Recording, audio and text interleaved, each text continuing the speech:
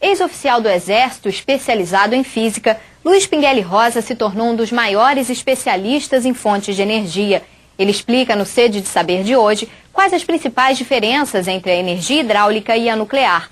Pesquisador das condições climáticas no mundo, ele reafirma que nosso clima está ficando cada vez pior por causa da emissão de gases tóxicos. E lembra que cidades como Rio de Janeiro têm muito a ganhar com o Protocolo de Quioto. Professor Luiz Pinguelli Rosa, o senhor bacharel em Física em 67 e doutor em 74.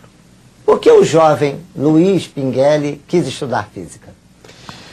Não foi uma escolha assim muito premeditada, não. Na realidade, eu era oficial do Exército e fiz um curso de pós-graduação como oficial já na Escola de Engenharia, um curso que funcionava ao fim da tarde e à noite. Na época não havia mestrado e doutorado. Era um curso chamado Lato Sensu hoje.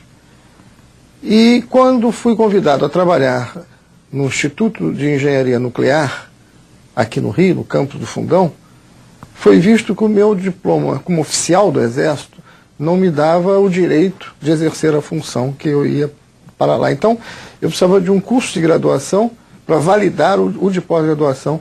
E, por sugestão de minha irmã Marília, que fazia matemática, estava acabando, eu fiz Física na antiga Faculdade Nacional de Filosofia ainda, que estava se transformando no Instituto de Física, que foi depois para a Ilha do Fundão. O senhor é um mestre em Engenharia Nuclear, em 1969.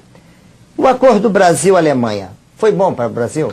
Não, ele foi um grande equívoco do governo Geisel, megalomaníaco, previa 8 reatores em 1990 e nada mais, nada menos do que 50 no ano 2000, fora as instalações completas do ciclo do combustível. De tudo isso resultou mesmo o reator de Angra 2, o que é muito pouco em relação àquilo que era previsto e aos 10 bilhões de dólares, pelo menos, que foram gastos no acordo. Mas é viável hoje se continuar esse programa ou não? Bom, viável é, dependendo do objetivo. A energia nuclear deve estar dentro de um plano energético nacional, que por sua vez deve estar dentro de um plano de desenvolvimento industrial e tecnológico. Falta isso tudo, lamentavelmente. Nós não temos um plano de desenvolvimento do Brasil. Fazemos por intuição, existem ações corretas de governo atual, as outras ações nem tão corretas, mas não há um plano, em particular para a energia. E, portanto, é difícil dizer por que sim ou não a energia nuclear. De qualquer modo, a prioridade para mim, para a geração elétrica no Brasil, ainda deve ser hidrelétrica. E, neste ponto, concordo com o que acabou falando o presidente Lula há poucos dias.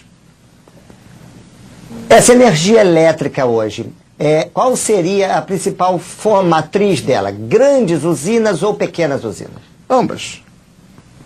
Como dizia o velho Mao Tse-tung, é preciso caminhar com as duas pernas.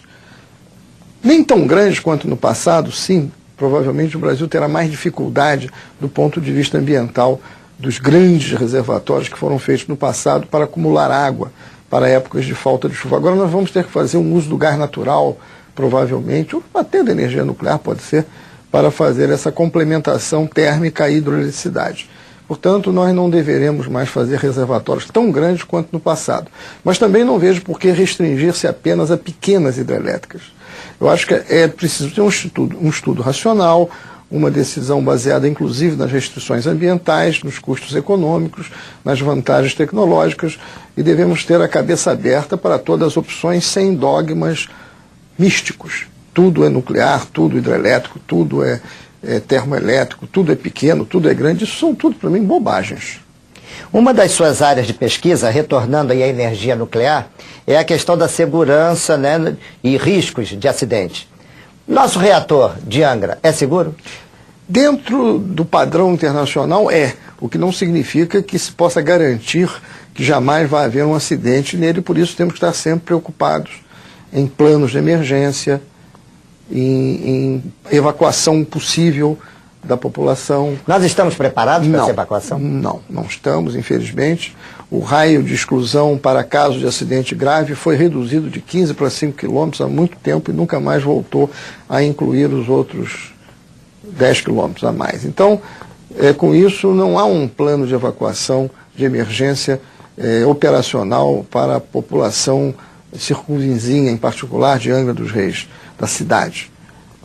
Há um problema crônico de Angra 1, que quando eu estava na Eletrobras, fiz a contratação junto com a Eletronuclear para resolver, que é o do gerador de vapor de Angra 1, que está com estado de corrosão e precisa ser substituído. 2 geradores, que são peças muito grandes, muito caras, mas foram contratadas à época que eu estava na Eletrobras.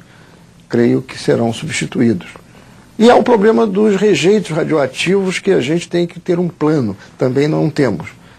Um plano para o de alta radioatividade, que é difícil resolver, e uma solução para o de baixa radioatividade, que tem solução, mas no Brasil não se aplicou. Ele já está numa situação transitória, provisória, e esse provisório está ficando eterno.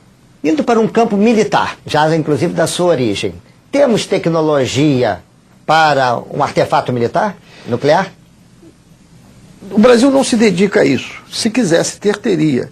Mas, graças a Deus, e eu me opus sempre a essa ideia, o Brasil não está no caminho das armas nucleares. Tenho rebatido, aliás, fiz há pouco um artigo para um livro a ser publicado na Alemanha. Estou indo à Alemanha no próximo mês sobre esse assunto e tenho defendido firmemente que não há nenhuma intenção brasileira de bomba nuclear.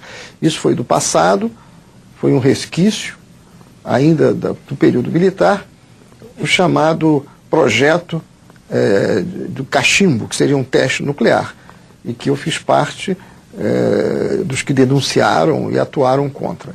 Não há mais, e hoje se pensa no enriquecimento do urânio no Brasil para ou submarinos nucleares, que é a intenção da Marinha, ou para os reatores de Angra 1 e 2, que é a intenção da INB, Indústrias Nucleares do Brasil. Os Estados Unidos e a Índia estão firmando um acordo nuclear. O que isso afeta a comunidade internacional? Não creio que afete muito, do ponto de vista brasileiro.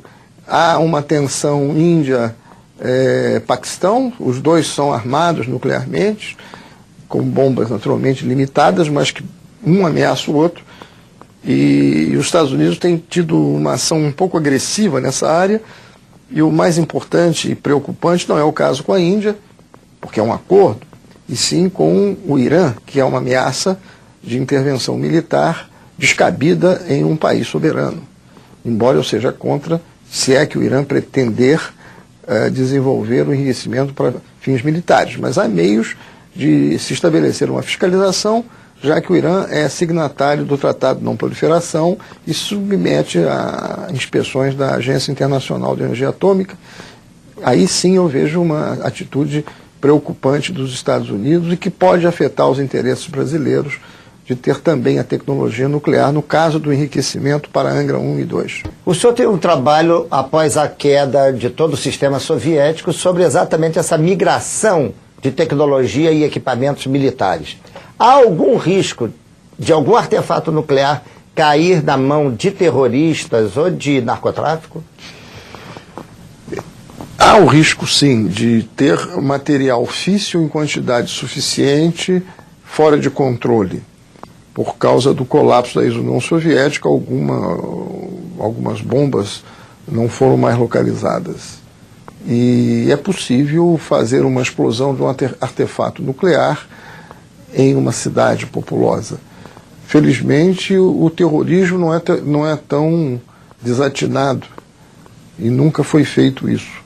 Nós vivemos num mundo muito perigoso pela grande divisão entre ricos e pobres, entre países muito desenvolvidos e países muito pobres, na cultura ocidental, neoliberal, consumista, e os países particularmente de cultura distante desse padrão. E isto é muito perigoso para o futuro do mundo, não sabemos onde irá parar. O exemplo das Torres Gêmeas mostra que nem a potência imperial, os Estados Unidos, pode garantir a segurança da sua população em um mundo tão convulsionado como o nosso. Não temos hoje o risco da guerra nuclear total entre as duas superpotências, Estados Unidos e ex-União Soviética, mas temos um império implacável, que é os Estados Unidos, e que gera uma reação nesses países, em particular hoje nos países árabes. Nem sempre isso quer dizer terrorismo. É o oprimido tentando fazer valer a sua vontade de alguma forma frente ao opressor.